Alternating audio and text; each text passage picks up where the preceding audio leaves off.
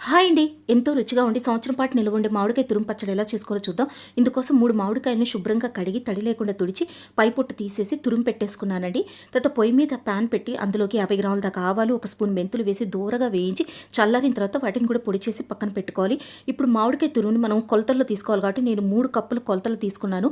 అలాగే కళ్ళుప్పును కూడా మిక్సీ పట్టి పౌడర్లా చేసుకొని దాన్ని ఒక పావు కప్పు, ఏ కప్పుతో అయితే మామిడి తురుము తీసుకున్నామో అదే కప్పుతో పావు కప్పు ఉప్పు, అర కప్పు దాకా కారము, 1 స్పూన్ పసుపు పొడి వేసుకొని తర్వాత మనం మిక్సీ పట్టుకున్న ఈ మెంతులు, ఆవాల పొడిని కూడా 1 స్పూన్ వేసి చక్కగా మొత్తం కలిపి పక్కన పెట్టుకోవాలండి. ఇప్పుడు దీనికి మనము పోపు అనేది పెడుతున్నాము.